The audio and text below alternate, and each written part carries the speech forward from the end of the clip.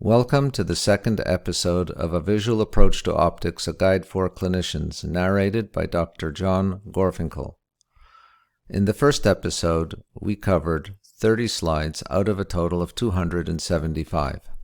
In the first episode, we finished with this slide showing the effect of a diverging lens. In it, we can see how an object with divergent light is made more divergent by the diverging lens, such that there is a virtual image on the left side of the lens as seen by an observer on the right side. Here is a numerical example using a minus or diverging lens.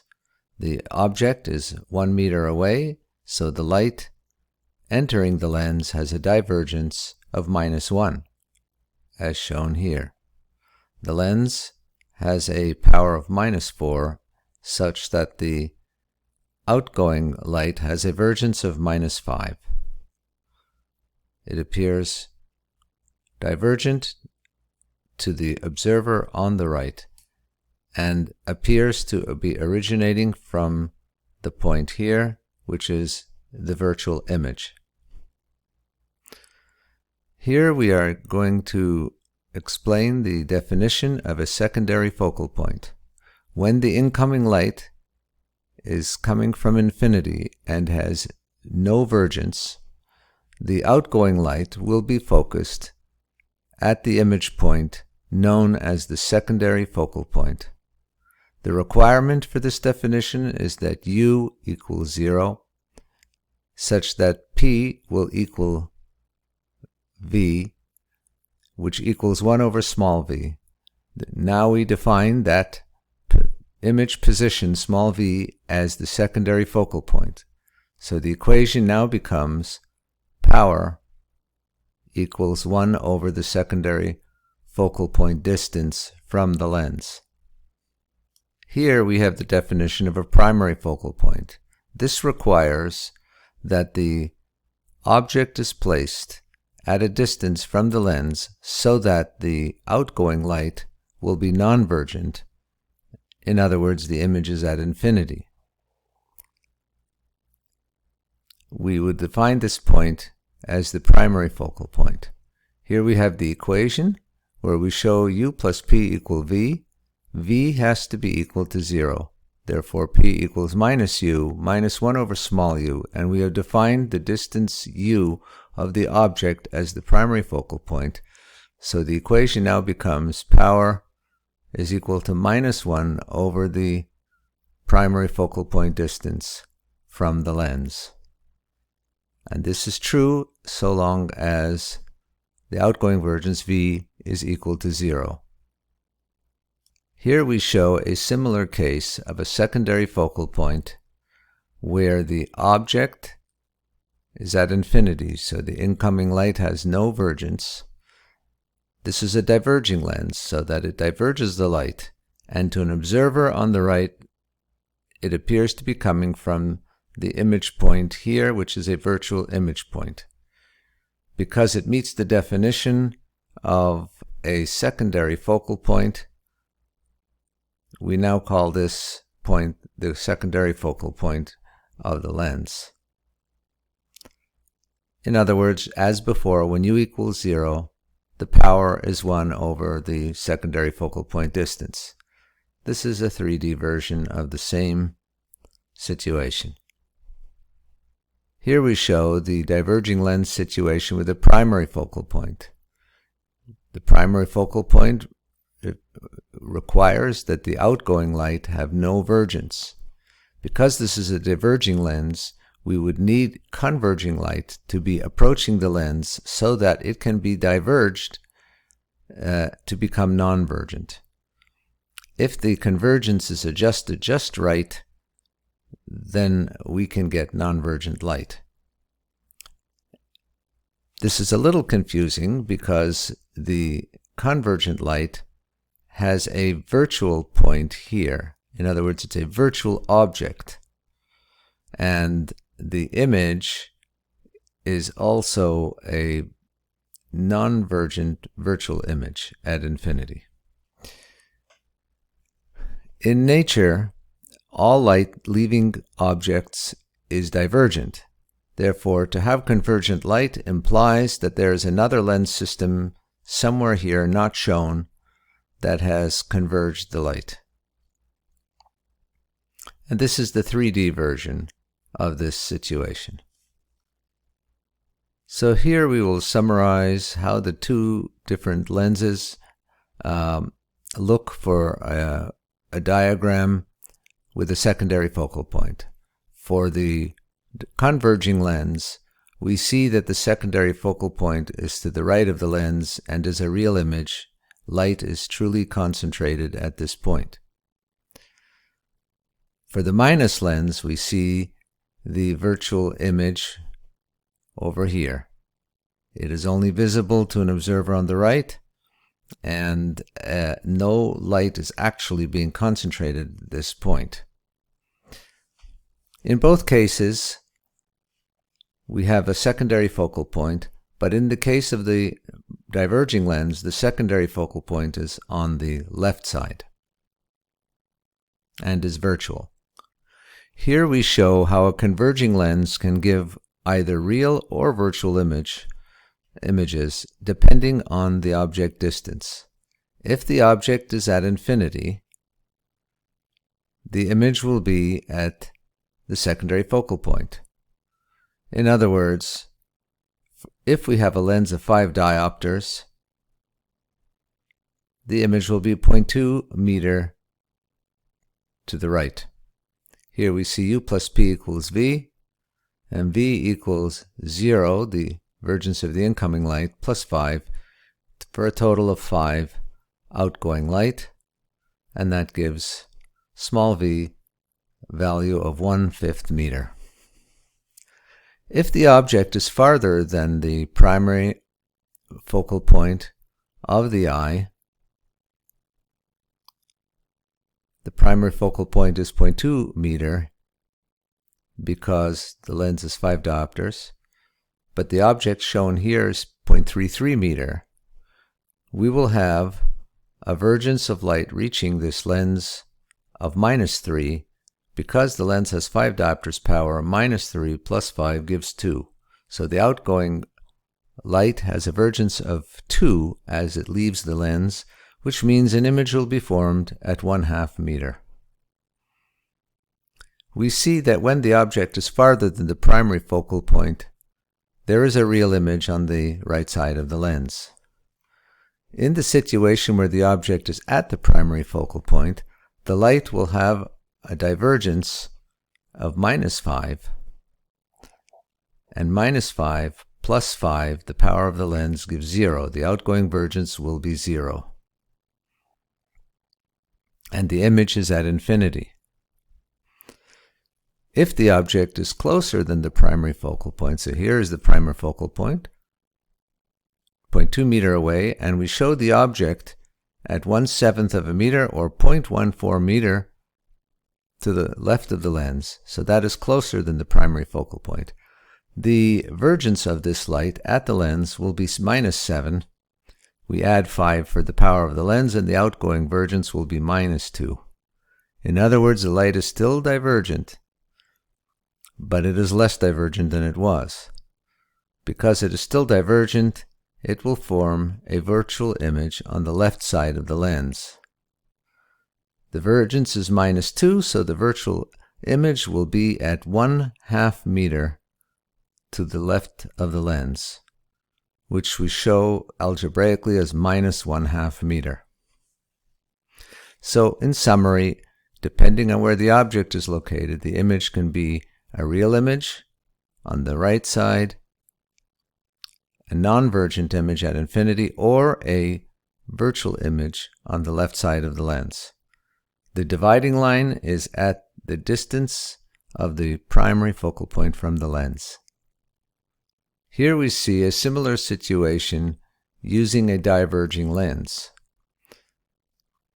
The difference is that wherever the object is located, the image will still be a virtual image on the left side of the lens. Unlike converging lenses, diverging lenses always create a virtual image. With one exception. If the incoming light is very convergent, it is possible that the diverging lens will not be able to overcome the convergence completely. This would be an artificial situation with another lens system to the left of this lens system, and this would involve a virtual object creating a real image, an unusual situation. But for most purposes, the minus lenses are creating only virtual images. Here we see a boundary which is curved, and index of refraction of 1 for air on one side and water 1.33 on the right side.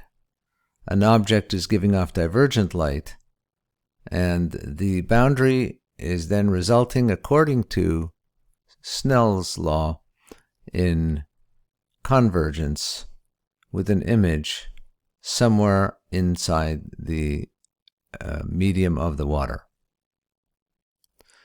So if the distance u is 0.5 meter, in other words, it should have been written minus 0.5 meter, and the power is plus 4 diopters, where is the image? We know from the equation u plus p equal v, and u is 1 over u. If the object is in air, v is 1 over v if the object is if the image is in air as well.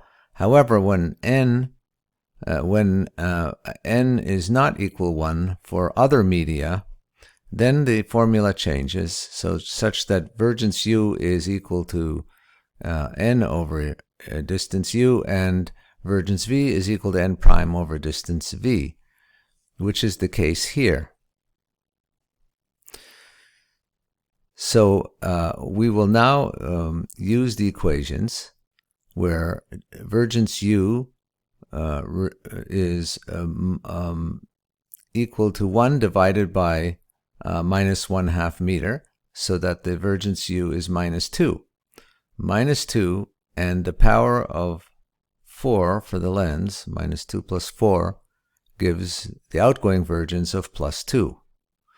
Now the question is, how do we calculate the distance small v?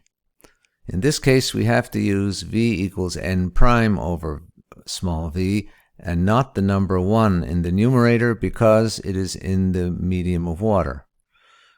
Putting in the values, 2 here and 1.33 here, we get a distance small v of 0.67 meter to the right of the boundary. Had we made an error and put 1 in the numerator here, we would have gotten a smaller distance of 0.5 meter. Here is a two-surface refracting lens with air on each side of the lens and glass in the middle. The object gives off light that travels through air at a distance u from the middle of the lens. Similarly, the image light travels through air for a distance v to the image point. Because the distances of the object and image from the lens are usually much larger than the distance between the two lens surfaces, we can consider the lens to be at one plane and simply add up the front and back powers of the lens to give a total power. N is usually 1 on both sides of the lens for a lens in air. However, if the lens is in a different medium than, say, in water, then we would have to use the index of refraction of water in the equations, here and here. Here we show a boundary where there's air on one side and water on the other. Lens power is created when the refractive index changes across a curved boundary. The power is calculated as the gradient of index of refraction as the light crosses, divided by the radius of curvature of the surface. We have an example in this case of glass with an n prime of 1.5 and air of 1, so that the power would be 1.5 minus 1 divided by 2, which is 2 meter, given here as the radius of curvature to the image point. And this gives 1/4 diopter. So the lens here would have converging power of 1/4 diopter. Here we see a situation where light is being refracted by a lens to form an image point. Let's say that the light leaving this lens has a convergence of 2 diopters. We would then expect it to form an image point at 1/2 diopters, which is 0.5 meter away. But what is the vergence of this light when we are closer to the image point? Well, at 0.33 meter, the vergence will be 3 diopters, and at 0.2 meter, it will be 5 diopters. The vergence of the light is increasing. In other words, the curvature of the wavefront is getting more curved until it reaches infinity at the image point. So the vergence is equal to 1 divided by the radius of curvature of the wavefront surface. Similarly, light leaving the object will also have a curvature or vergence, which is 1 over the radius of curvature from the point of origin. Usually, when we talk about vergence of light, for calculation purposes, we use the vergence U plus the power P to give an image vergence V. But it should be noted that we use the vergence of the light just before it enters the lens for U, and just after it leaves the lens for the vergence V, in order to calculate the distances from the lens. We discussed the refractive power of a lens using the formula as shown. Here we have a lens with 2 surfaces, P1 and P2. And the power can be calculated using the formula of gradient of index of refraction divided by the radius of curvature for each surface. This is the first medium, the second medium, and the third medium here. In many situations, the medium on this side here and this side are the same, such that N1 is equal to N3.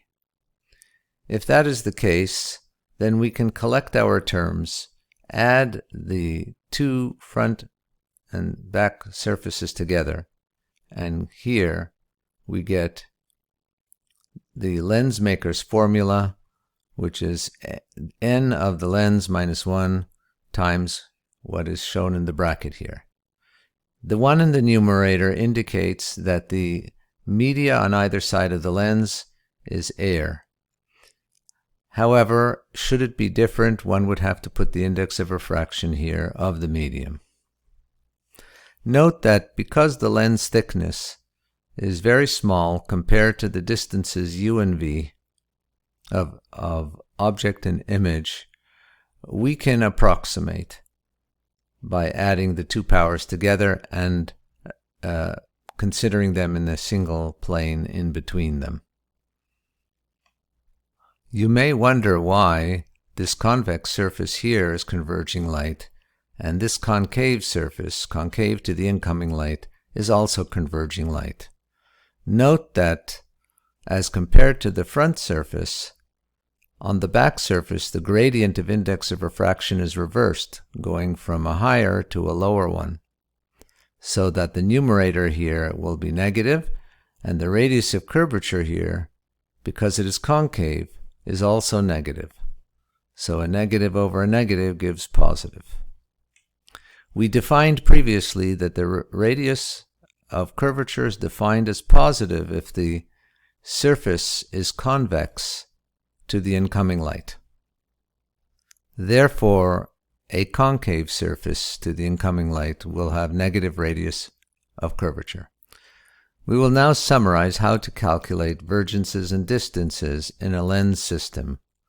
We have a thin lens with a power of 5, an object 1 meter to the left of the lens, and we want to calculate the distance v of the image. In other words, given small u and p, what is small v? Well, we know the vergence u is equal to -1, and we take -1 plus 5 gives 4 diopters. So the light just after it leaves the lens is 4 diopters convergence. V equals 1 over small v, and so small v is 1/4 meter away. We described the one lens system here. What happens if we put a second lens to the right of the first lens? In this case, we chose a diverging lens. The light will diverge. It reaches the first lens.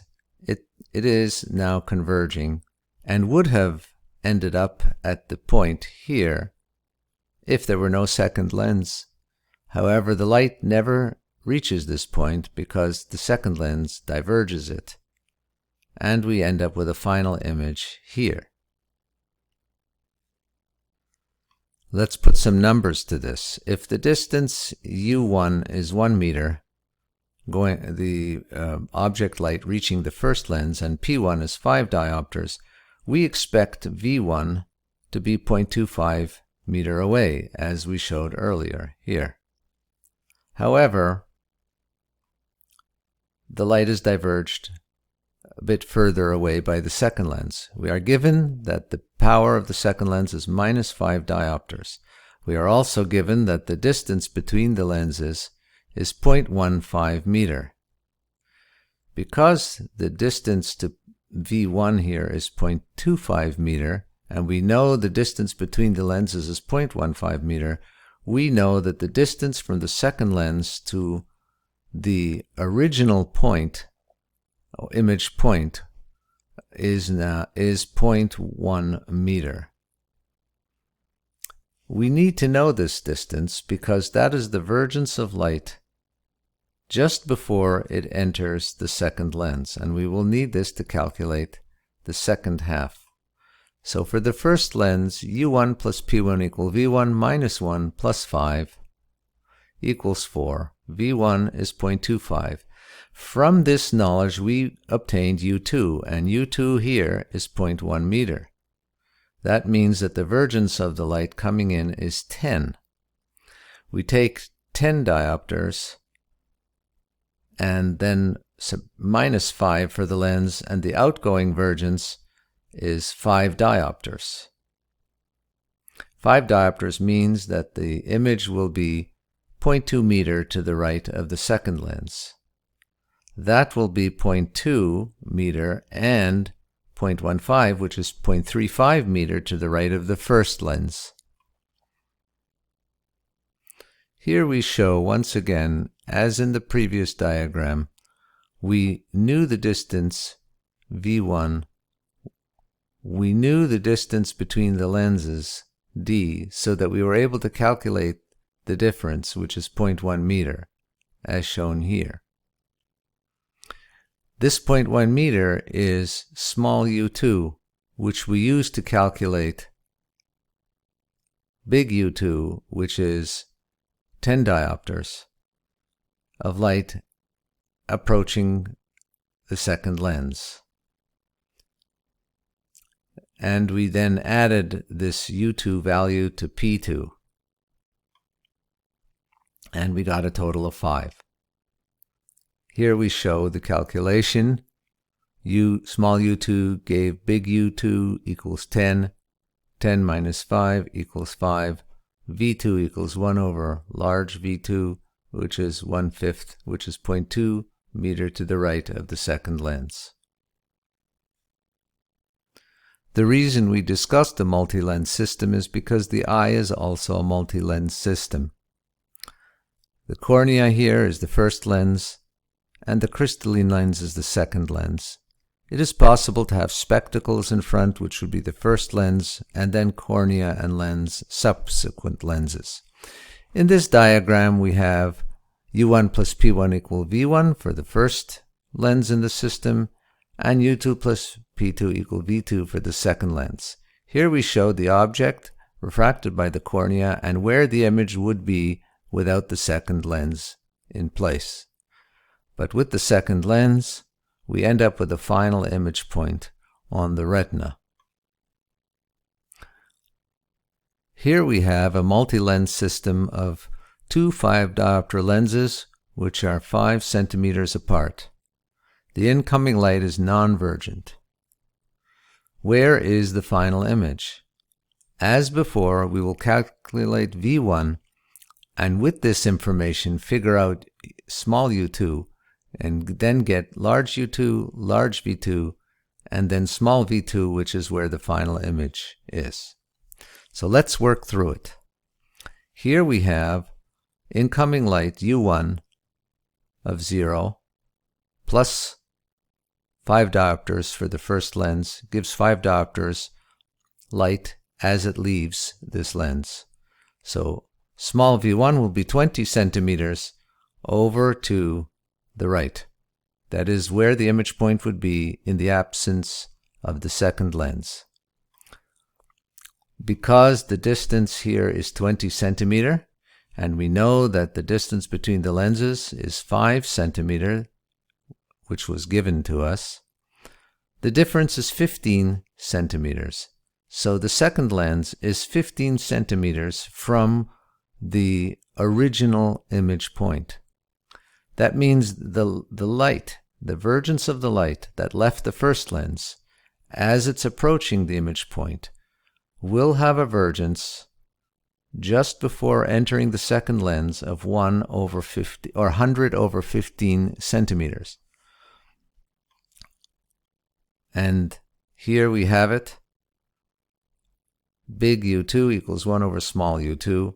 So 1 over, or we should say 1 over 0.15 meter, and we get 6.7 diopters. So the incoming light is 6.7 diopters to the second lens. Now we do the second calculation. U2 plus P2 equal V2. Large V2 equals 6.7 plus 5 diopters power of the second lens gives 11.7 diopters of light that is leaving the second lens. If we take 1 over 11.7, or I should say, yes, 1 over 11.7, we get 8.5 centimeters to the right of the second lens. And this is where the final image is located. Similar calculations are used in clinical optics to calculate lens implants in the eye for implantation. Here is an example of a situation. There is a spectacle lens at a certain distance from the eye. There's the cornea and the lens inside the eye. In this case, we want to calculate the lens implant power that we require. We need to do some preoperative measurements. So we need to know the corneal curvature, the corneal power. We need to know the length of the eye and the distance between the two lenses. And then, just as shown in the earlier slides, we can do the U1 plus P1 equal V1, which then U2 plus P2 equal V2, and then U3 plus P3 equal V3. If we know U3, the incoming light, and we know V3, the outgoing light, then the difference will be the power that we need to implant. The IOL power P3 is the difference between the outgoing and incoming vergences. The formulas look complicated, but they are nothing more than a combination of the three steps here.